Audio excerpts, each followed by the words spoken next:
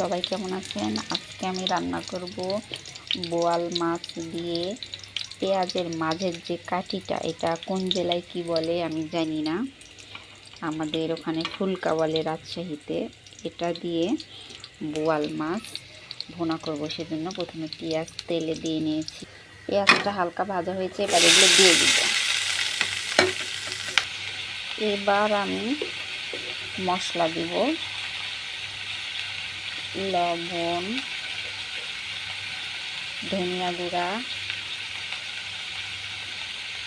হলুদ, মরিচ।